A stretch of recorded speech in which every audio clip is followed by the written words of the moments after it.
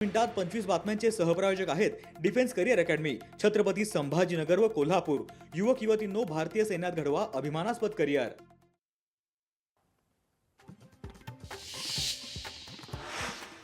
संसदेचे अर्थसंकल्पीय अधिवेशन 31 जानेवारीला होणार सुरू। केंद्रीय मंत्री निर्मला सीतारामन 1 फेब्रुवारी 2025 ला अर्थसंकल्प करतील सादर।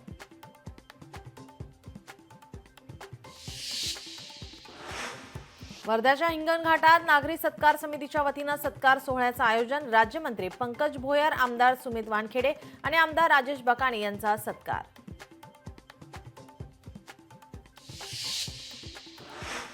कोल्हापूरच्या सारथीच्या पीएचडी धारक विद्यार्थ्यांनी पन्हाळगडाची स्वच्छता मोहीम राबवली।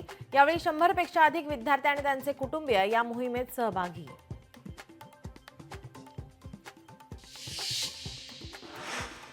महाराष्ट्र राज्य परिवहन महामंडळाला अधिक उत्पन्न मिळवून देणाऱ्यांना प्रोत्साहन देणार भत्ता।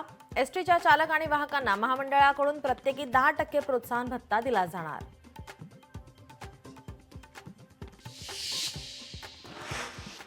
पीएमपीच्या ताफ्यात फेब्रुवारीपासून नव्या बस होणार दाखल। ठेकेदाराच्या 400 बसेसची निविदा प्रक्रिया पूर्ण।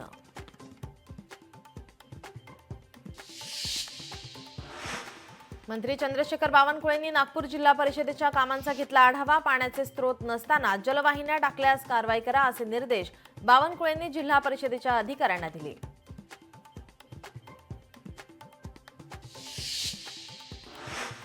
पुण्याच्या नवीन विमानतळासाठी या महिन्यात भूसंपादन सुरू करा, ते जूनपर्यंत पूर्ण करण्याचे मुख्यमंत्री फडणवीसांनी दिले निर्देश।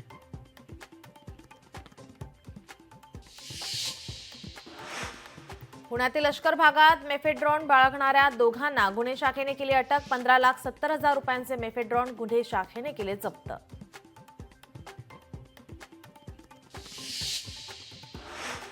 अकोल्याचे आमदार साजिद खान पठाण यांनी घेतला शासकीय वैद्यकीय महाविद्यालय आणि सर्वोपचार रुग्णालयाचा आढावा।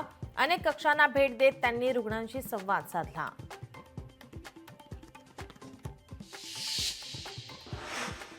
इस्रायली सुरक्षा मंत्रिमंडळाकडून गाझा युद्धबंदी करायला मान्यता। 33 पॅलेस्टिनी लोकांची सुटका होणार। ट्रम्प यांच्या मध्यस्थीने युद्धाला पूर्णविराम।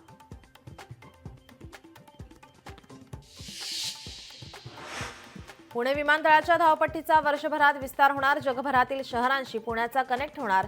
केंद्रीय राज्यमंत्री मुरलीधर मोहोळ यांची माहिती।